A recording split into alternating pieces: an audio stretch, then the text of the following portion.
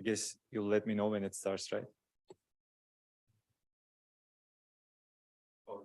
Yeah, sure.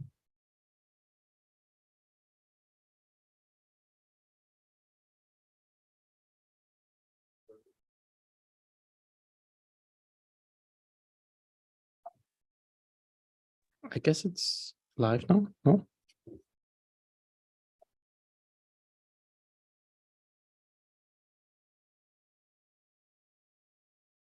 Yeah, it should be live now. Okay. Yeah.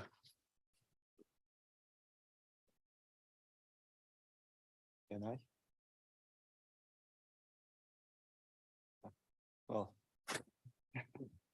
You can maybe just press the minus. Yeah, it's a bit smaller. not ideal, but You can maybe like take it out the window, like on the other side. maybe. Yeah, like this, for example. Actually, there's a way you can get rid of it, that window. If you go to the top bar, it's Yes. hide video. Yeah, panel. yeah, I did that now. Okay. Yeah, okay. Yeah, hello everyone. I'm pleased to introduce Sandro. He's a 5th semester computer science student, and he's very interested in hardware security.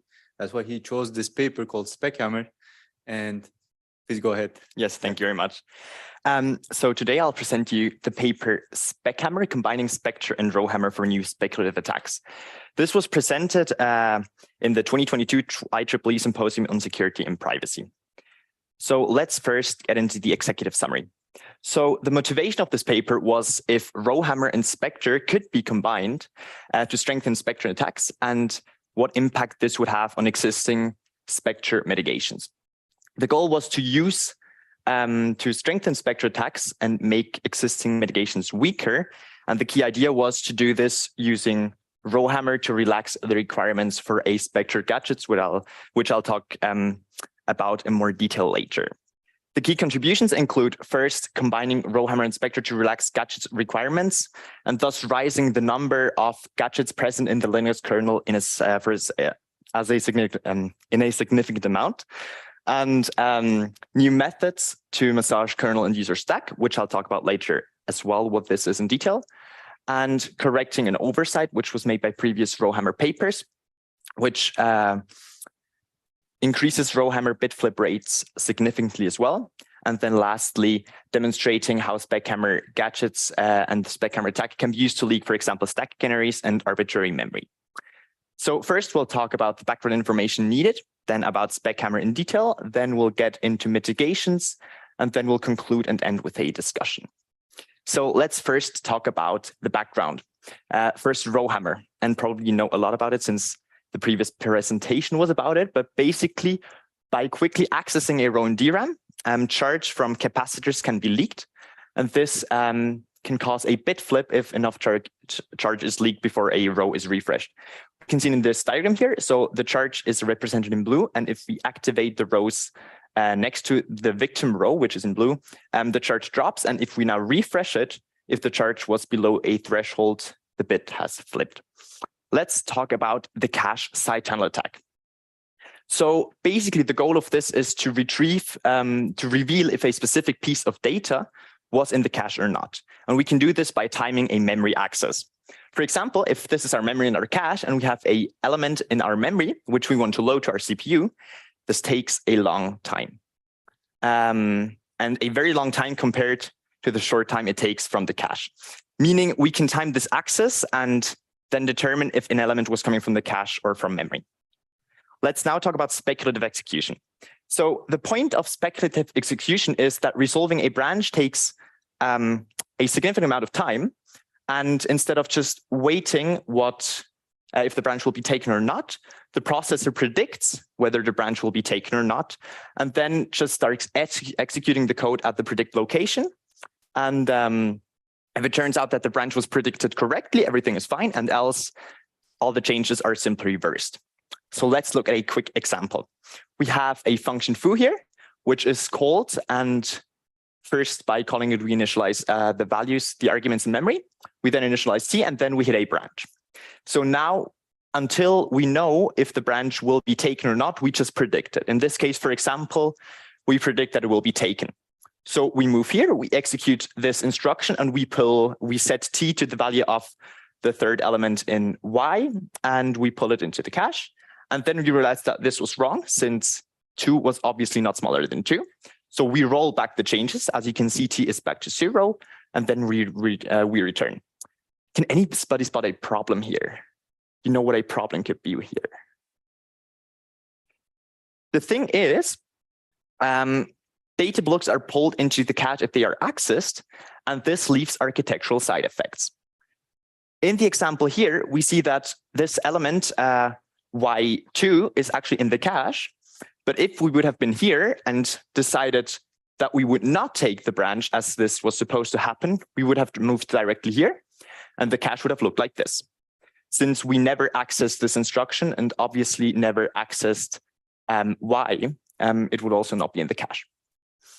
Yes, and when having to roll back code, the cache is not cleared, and the cache contents can then be determined using a cache side channel attack. And this is basically what Spectre makes use of. So now I'll get into Spectre, and first I'll explain the steps of a Spectre attack.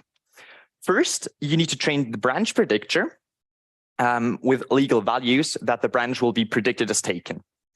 Then you call the function with a value which would cause the branch to mispredict, and then you'll use that value to access a secret value. You will then access some array elements depending on the secret value, and then you will be able to leak this element using the cache side channel attack. But since this was a little fast, we'll get into detail now. So here, an example again. The first very important step is that such code must be present in the victim code for a Spectre attack to be possible. So now let's start by calling the code. So we'll first have the memory will be initialized with these values, and X, it must be attacker controlled. So we need to have control over X. Then over array 2, we don't need control, but we need to be able to read it. And the secret obviously is inaccessible. Otherwise, the attack is kind of useless. And the rest doesn't really matter. So if we start calling the code, in this case, we will again mispredict the branch since we have trained the branch predictor accordingly. So we'll move here. We will set victim secret to the actual secret, since index 4 in array 1 is our secret, since it goes out of bounds. And then we will set C equals to the array at index of the secret, meaning this is also loaded into the cache. Now we see that this was wrong and we misspeculated, so we move back. Now our next example. Here, our secret is not 2 anymore as before, but not 1 anymore as before, but 3. So if we start the function again, our victim secret value will this time be set to 3. So then here, C will be set to the third, to the element at index 3 of array 2. Meaning if we compare the cache between the previous slide and the cache from now, we see that if the secret is 1, we load the element of array 2 at index 1 into the cache, and else if the secret was 3, we load the element at index 3 into the cache. Since we now can use the cache side channel attack to reveal which element of array 2 was in the cache, we can also reveal the secret. So let's look at how the cache side channel attack works. We first start by looping through all elements of array 2, and for each element, we check if it was in the cache. So we start our timer, and then we wait for the array to be accessed, and then if it's here, we stop the timer. We check if the time was short enough to be accessed, to be a cache access, a cache hit, and we see that it was not the case. So we move to the next element. We call, we make that element accessible again. So we stop the timer if it was accessed. We look how long it took. It took too long again, so we do everything again. The next element takes long to access as well. So we will still not have the time below the threshold. But then when we move to the fourth array element, we can see that it comes quickly fast. So the time is below the threshold, we will move here and we will set our retrieve secret value to 3, meaning our secret was 3, which is correct. So we now leaked our secret by just figuring out which element of array 2 was in our cache. A gadget is basically this piece of code which is exploited by Spectre. And it is a piece of victim code that has the desired structure which can be exploited. And Spectre uses such gadgets. The Spectre gadgets looks as follows as in the example before. What is very important is that X must be attacker controlled, because we need to determine where to point to retrieve the secret. This 512 is here because it is very important that the array elements of array 2 that we either pull into cache or not, depending on what the secret value was, are in a different cache, in a different block. Otherwise, we would pull in multiplied ones, and this would not be that would not solve the purpose. So let's now go into SpecHammer, and first talk about the SpecHammer double gadget. It is basically the exact same as the Spectre gadget with just one key difference, and the key difference is that X does not have to be attacker controlled. In this case, we will use RowHammer to modify X. So let's go through how a SpecHammer double gadget attack looks. So first, we need to do RowHammer steps. We start with the RowHammer attack. So we need to do memory profiling. This basically works by first finding addresses that are vulnerable to bit flips we desire, and this is called memory templating.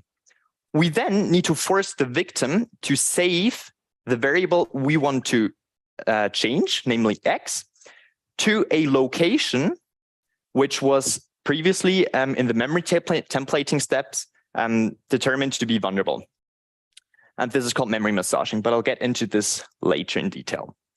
And then we train the branch predictor, and then call the gadget with a legal value for X.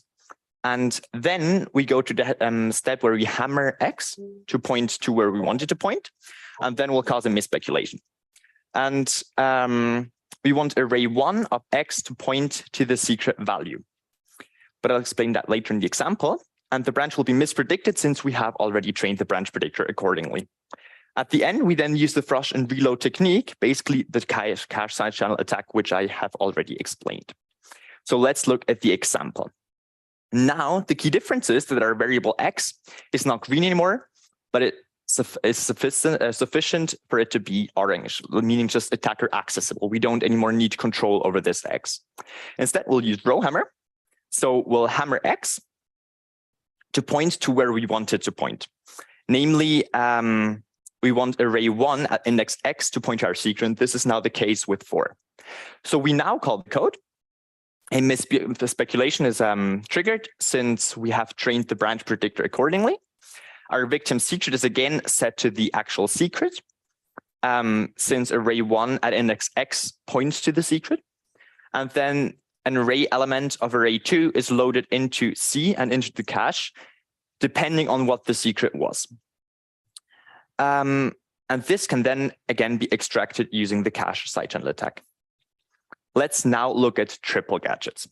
The key difference between a triple and a double gadget is one added nested array access. X again does not have to be attacker controlled, since we will again use RowHammer to modify X. And the attacker offset, and this is the key difference to the double gadget, is now arbitrarily specifiable by the attacker, since we do not flip our offset to the victim data directly, but either we flip X such that it points to some memory location which the attacker is in possession of and can modify, and then we can insert our own attacker offset.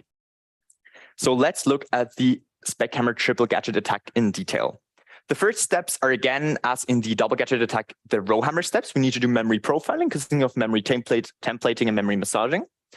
Then we'll again train the branch predictor. And then we'll hammer X and cause a misspeculation, and we'll hammer X such that array 0 at index X points to the attacker controlled data. And then we'll again use our cache side channel attack. But let's look at it in an example. So first, we'll again hammer X such that array 0 at index X points to our green attacker-controlled variable, which we have already set to 4. So we'll do this. And now array 0 at index X points to our attacker-controlled variable. If we now call the code, we will again cause a misspeculation since we have trained the branch predictor accordingly. And we'll set our attacker offset to 4. This value 4 can be arbitrarily specified by the attacker. And we set it to 4 since now the victim secret will be set to the secret since index 4 at array 1 is 1 past the end of the array 1 and therefore the secret. Then again, we load an element of array 2 into our cache and into the value C, depending on what the secret was. And we can then again use the cache side channel attack to figure out what the secret was. Let's now talk about the presence of gadgets in victim code, and we'll use Linux kernel as an example. Spectre has 100 double gadgets and 2 triple gadgets present in Linux kernel code. So this is not that much. And if we compare it to SpecHammer, it's significantly more. It's 20,000 double gadgets and 170 triple gadgets. Why do you think this is the case? It is the case because obviously every Spectre gadget is also a SpecHammer gadget, since the only difference is that SpecHammer lacks one more limitation. And this limitation is the reason for for the difference in the number of gadgets, because X does not have to be attacker controlled for SpecHammer. Let's now talk about trade-offs. So the trade-off between a double and a triple gadget are first that double gadgets are usually much more common in code, not like triple gadgets. But on the other hand, triple gadgets give much more fine-grained control over where the secret can be, which you want to leak. The trade-offs between Spectre and SpecHammer include first that Spectre has fewer gadgets in victim code and SpecHammer has more. But on the other hand, SpecHammer is much more complex to perform, since before even starting your Spectre attack, you need to perform a whole RowHammer attack. And now let's go into memory templating. So memory templating is the process of figuring out which areas, which physical addresses are vulnerable to your desired bit flips. You start by obtaining the virtual to physical and physical to DRAM mappings, and this they did with using already available tools. You then allocate the memory you want to check for useful bits. You then hammer all these rows and check if bit flips occurred. So for example, if you're desiring to flip a 0 to a 1, you initialize your whole row to 0 and then you hammer it and you check if any bit has been flipped to 1. And since this will be the same every time, you have found yourself a location with your desired flip.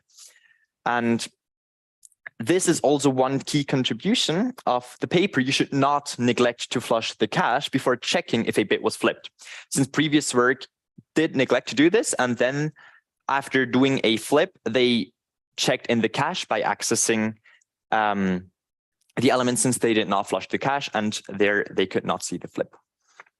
Now let's talk about the memory massaging technique. The memory massaging technique has the goal of forcing the victim to use a specific physical page, which was discovered to be vulnerable to flips in the previous step, and use this page for the targeted variable. First, we need to talk about some background information. The body allocator is Linux's physical page allocator, and it consists of lists of free physical pages. Meaning, yes, and a PCP list is a cache for such lists, also called page frame cache.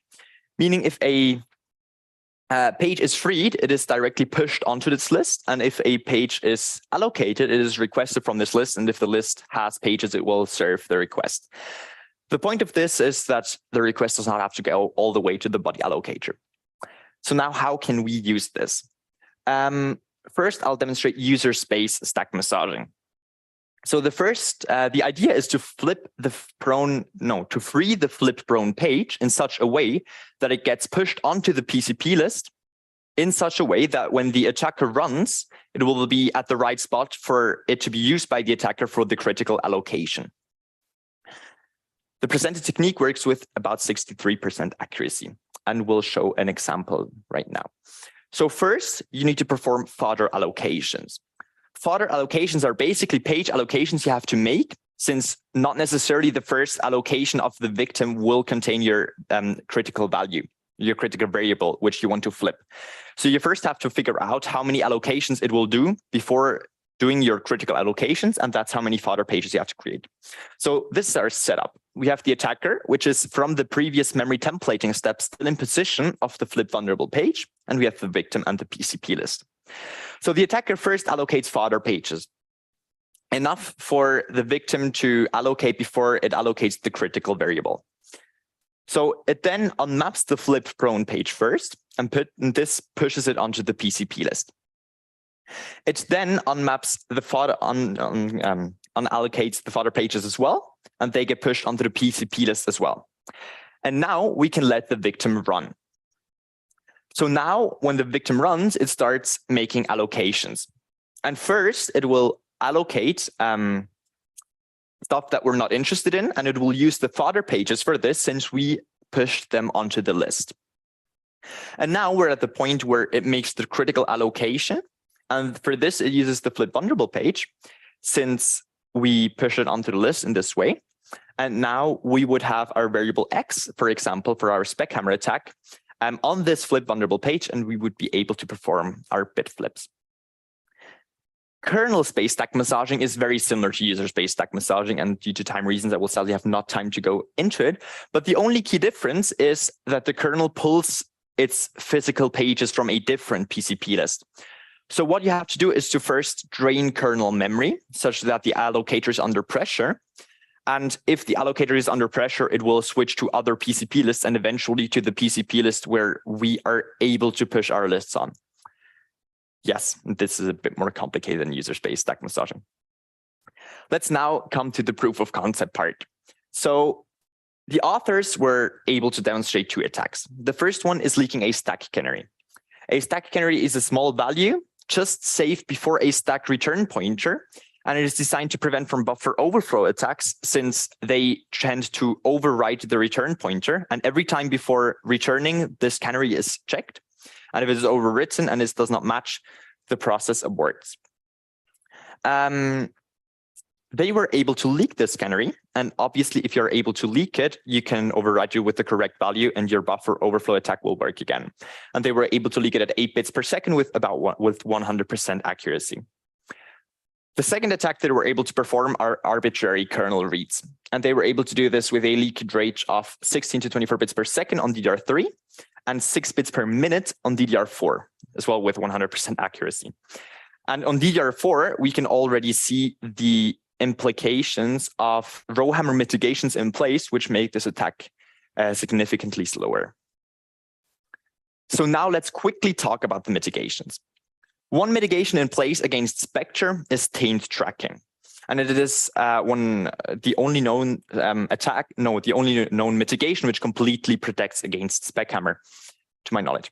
Taint tracking works by tainting untrusted variables which can be changed by untrusted sources or untrusted users. And if a branch depends on such a tainted variable, the branch will be tainted as well. And if in such a tainted branch, an array access occurs, this access will not be performed speculatively, meaning the branch will be completely resolved before performing this access.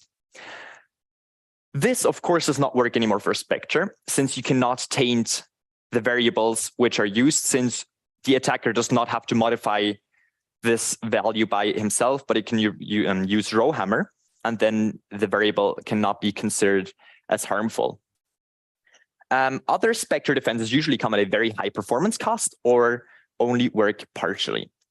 RowHammer mitigations are much more common, and numerous defenses exist.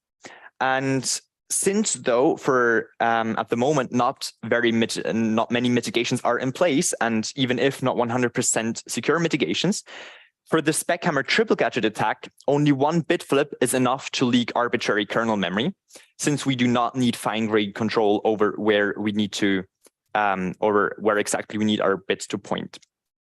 Meaning just one flip is enough, and we are still likely to get this. So now let's conclude. The authors were able to reach their goal, and they were able to strengthen the Spectre attack and make existing mitigations useless, like, for example, the taint tracking mitigation. Now let's get into the paper strengths. So first, they were able to demonstrate that RowHammer and Spectre can be combined to circumvent existing mitigations and increase the number of exploitable gadgets. Second of all, the author proposed a new technique to massage stack in user and kernel space, and this was novel and not present before. Third of all, the authors were able to leak a stack canary and perform arbitrary memory reads, and this is a great proof of concept. And this point I sadly did not have time to get into, but in one step of the memory templating phase, they only slightly adjusted one previously known technique, which was supposed to be mitigated by a patch, but they were able to circumvent this by just some little change, but sadly I did not have time to get into this. Now to the paper weaknesses. The attack includes the complexity for both Spectre and RowHammer. And this is a weakness since you can already leak memory, for example, with the RowHammer, so why would you then use SpecHammer? The second weakness is that kernel memory massaging phase leaves a very big footprint. Like I said, the goal is to first drain all kernel memory to force it to use the other PCP list, which we have control over. So to achieve this, we have to allocate a lot of memory. And a mitigation could be put into place, which detects this massive memory allocations and maybe starts the process. A third weakness is that the memory massaging phase has only been tested on processors with nothing else running on them, meaning it could make the success rates lower, since other processes might accidentally allocate the vulnerable page which we wanted to give to the victim, or it could use fodder pages and then the victim would allocate the flip prone page too early and stuff like this, and it could in general just make the attack slower. Yes. So now let's move to the discussion. And my first discussion question is, why would you use SpecHammer if you can already leak memory using only RowHammer on its own? Does anybody have an idea here?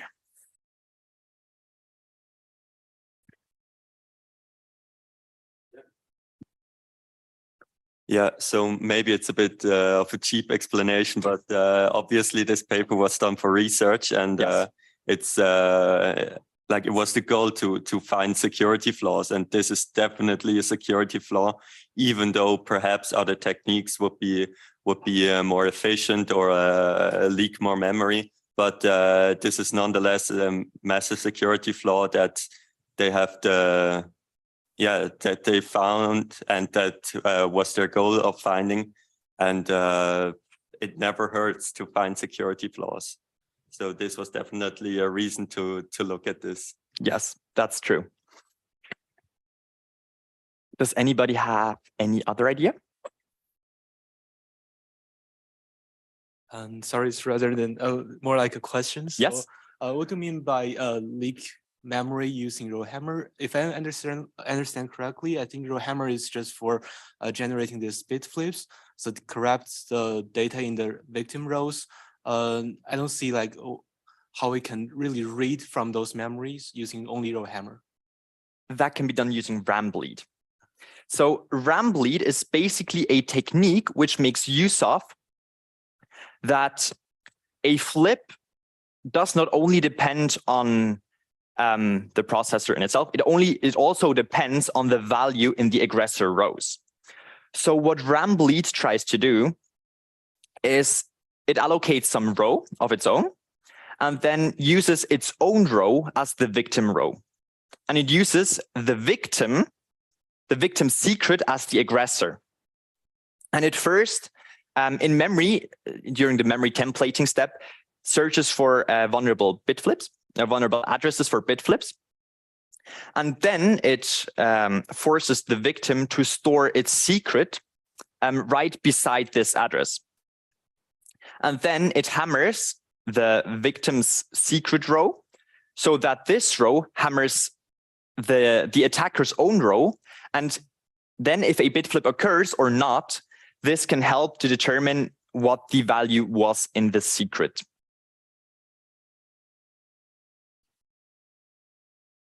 I see. Then I guess, yeah, I think that's a doable method. Yeah. So is that read out like deterministic or just the accurate value, or is it still based on some randomness? Because No, I think it's accurate. Okay. Now I don't know. Maybe we have to then compare the bandwidth to compare these two Yeah. methods. Yeah, but still, Yeah. yeah. Thank you. Anyone else?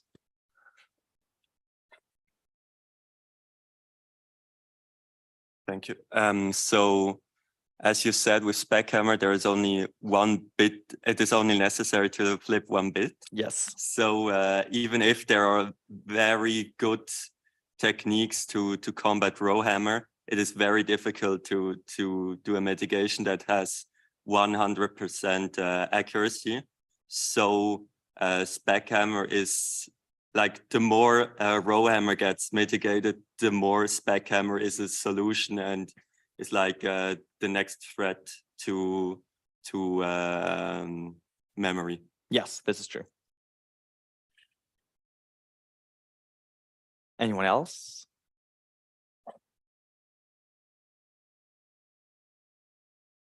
RAM bleed is very slow. You have to Yep. template for every single bit. Yep. So you end up having days of templating Yes. instead of what seems like, you can get bits per minute Yep. here instead of Yep. bits per day. Yeah.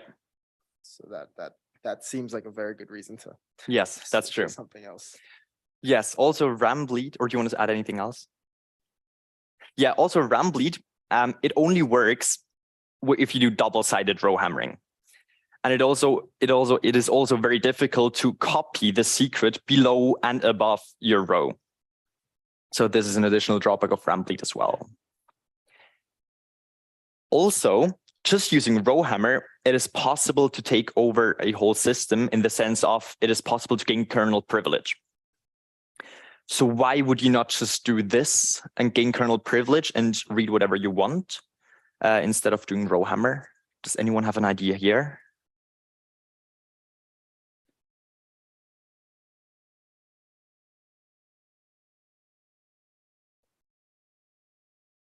So taking over a whole system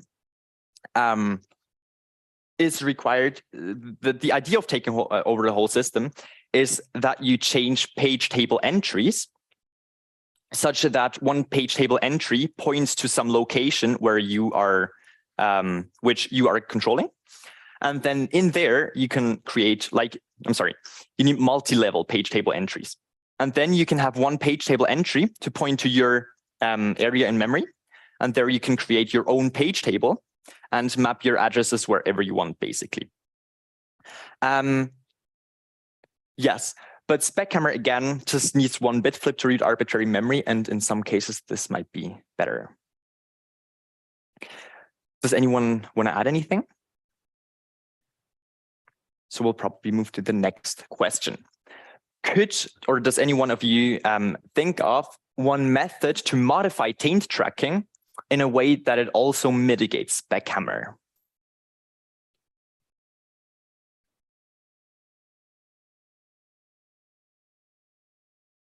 So taint tracking, to repeat, is tainting untrusted variables, which then, if they are used to determine a branch, the branch is tainted, and then array accesses are not permitted speculatively.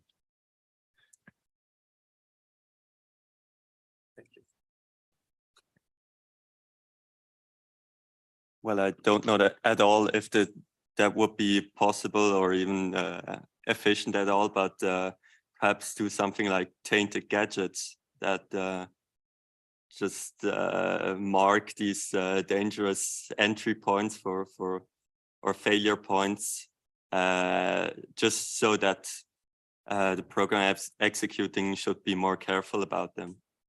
This would be possible, but as you have seen in the Linux kernel, for example, alone, there are 20,000 double gadgets. And if you disable speculative execution, they're everywhere.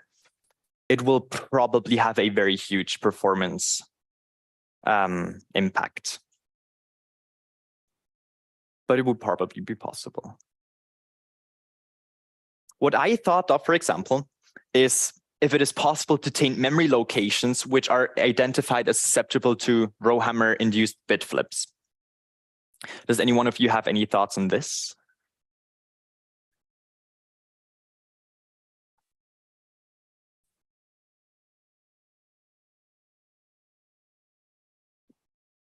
So or do you want to say something?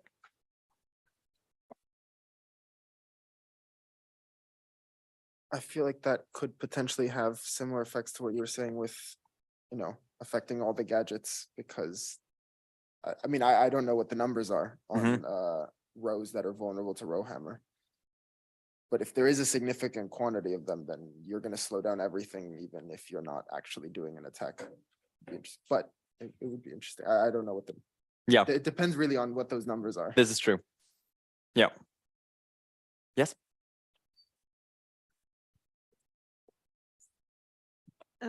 Maybe another question would be, what do you mean exactly by tainting? So would you copy it maybe, or how would you taint it to mitigate RowHammer?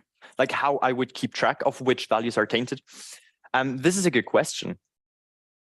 I think this is a difficulty because, for example, doing this in hardware is like nearly impossible because you would have to know where the vulnerable flips are before you even manufacture the chip. And this is very, very challenging. And doing it in software, I think, would also be a huge overhead, since you have to check every time before you do an access in software if this memory location is tainted. And I think this is one very big problem, keeping track of this, and this would probably induce a huge overhead as well. And I meant also, if you already know which ones are tainted, how would you know if there was already a bit flip or not? Like you would have to store this again somewhere else to compare it to the original That's value, true. right? But you don't necessarily need to know if there was a bit flip. Since, for example, if we go back to the Spectre gadget, maybe,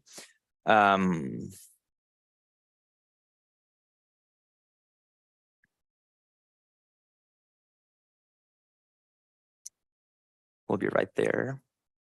Here. No, that's triple gadget.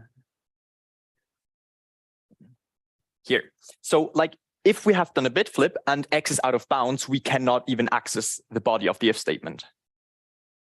So this would not be a problem because we would not be able to leak any secret information, since we just would see, oh, the branch is not taken, and then we'll just continue. Okay, thanks. No worries. Does anyone have anything else to add?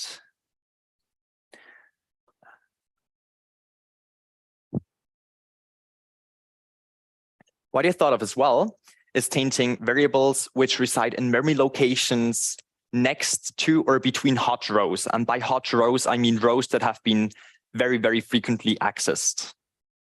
Like, for example, hammered. Does anyone have any idea about this? So what I thought here, like if you would have a way to taint these variables, why not just like do a RowHammer fix, a RowHammer mitigations? Because if you can identify these rows so easily, instead of just tainting them, you can just like not make them accessible for a small amount of time. And then you basically have a RowHammer mitigation. So this probably would not make too much sense to only do it for SpecHammer if you can use it for the entire RowHammer. Yes, and I think we have time for the third question. So the third question is, how could we also perform SpecHammer without access to array 2? And by array 2, I mean the array we use to load into the cache.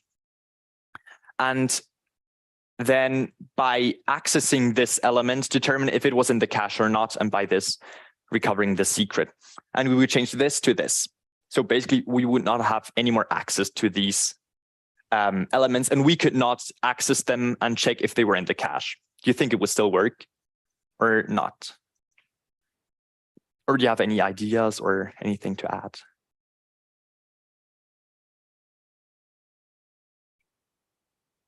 Has anyone heard of prime and probe?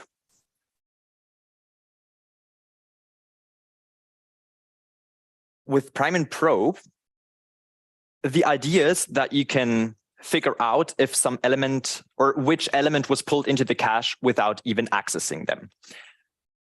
So what you basically do is you fill up the entire cache with some random values, which you are in control of.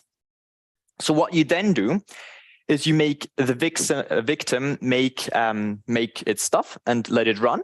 And then afterwards, you check for with the original cache side channel attack I presented, if your values are still in cache.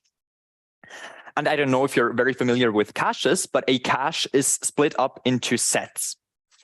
And a set basically, in which set an element goes is determined by its address.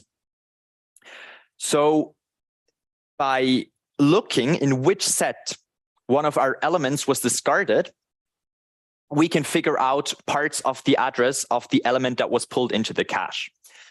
And now we can make sure that, for example, every element which we access depending on a secret value would go in another one of these sets. And then we could, by figuring out in which set one of our values was evicted, meaning one of the attacker's values was inserted, which set this is, and then by looking at which set it was, determine the secret. Yes. Or does anyone want to add anything?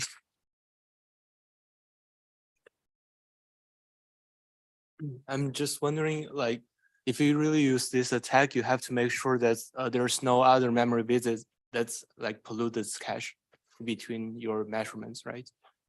But I'm wondering, to do spectral, you have to first flush the variable x to make that if branch very slow. And when you really enter this branch, you have to access x once, so that will pollute the cache. So you may have wrong value during this prime and probe. That's true. But what you can basically do is first look at what elements it puts into the cache anyways. So if you run it, for example, and it always allocates x, obviously, and puts this into the cache as well, you can, for example, know that after every run in this set, one variable will be gone anyways, since we have already allocated x. And then you can, for example, if you know this, what it normally does anyways, we can see the difference. And for example, if it would be in the same set with, as for example, x, we could then still know, because then 2 of our values would have been evicted. Does this answer your question? Okay, thank you. No worries. So does anyone have anything else to add, or is it all? So I think we'll conclude. And thank you very much to my mentors, and thank you very much for the conversations we had and emails. It was a great help, and I think I would not have been here without you guys. So thank you, and that's all from my side. Thanks. Okay, great. Thank you, Sandro, for the nice talk and discussion. Can people see me, or is it just? Yeah, maybe you can re-enable the video, or maybe remove the sharing. I don't know. Once you remove the sharing, I think it automatically comes back. Yeah. Okay, good. Yeah, I think I'll make some comments. Clearly, this was the RowHammer day.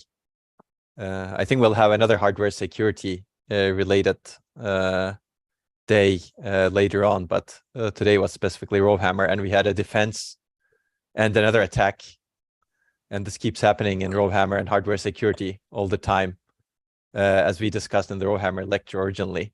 And I think you gave a very nice overview of Spectre plus RowHammer together. This is an interesting attack because it combines 2 major hardware security flaws that people have found, at least in the last 10 years. Spectre is one, and RowHammer is another. And this is the first paper that really combines them together. And it does so in a clever way, I think.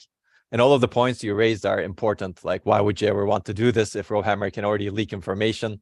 And I think the discussion kind of answered the question in a nice way, because one of them might be mitigated, but maybe not the other. And then you can actually take advantage of both to launch an attack. And also, there's always the fundamental nature of doing hardware security research. Even though it may not be immediately applicable, it's good to show that these vulnerabilities can be combined so that people can think of ways of maybe solving them both more so that these things don't amplify each other, right? I think that's one of the big benefits of this paper. They show that you can amplify Spectre by using RowHammer, right? So it's good, I think. I'd recommend people to think about solutions. So I will mention BlockHammer earlier. There was, of course, some discussion on it, but I think it's good to discuss more on the solutions to RowHammer. And one of the things that's really missing in RowHammer today is very, very efficient solutions. People have been developing solutions. They've been more focused on solutions more recently in the last 2 years or so. Unfortunately, a lot of those solutions are either not secure because they basically don't get rid of all the bit flips, or they require a lot of hardware cost, a lot of, let's say, hardware to be implemented inside the DRAM chip or inside the memory controller, etc.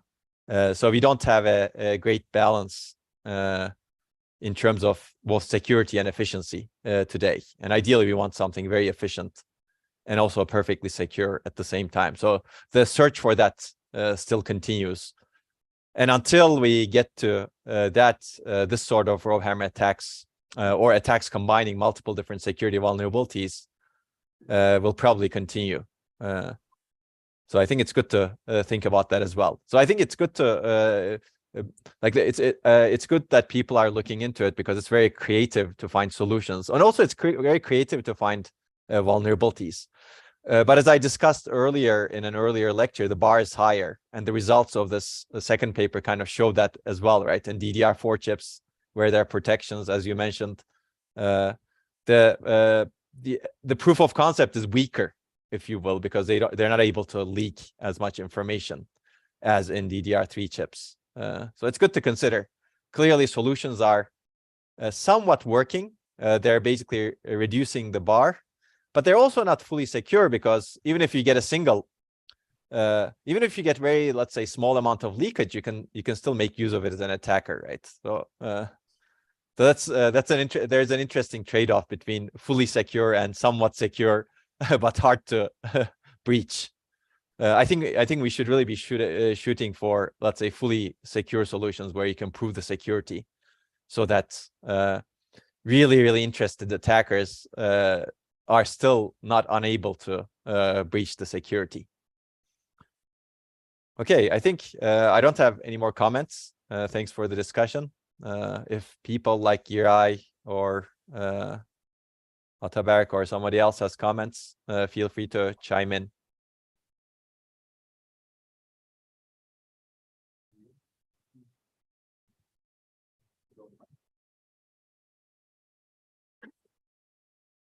Okay, I guess we don't have any comments, Onur. Okay, sounds good then. Yeah, we can end early today. Mm-hmm.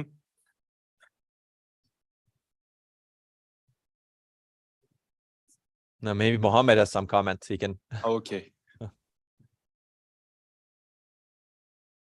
Yeah, just a quick note, maybe student, don't forget to take the quiz. It's already ready on Moodle.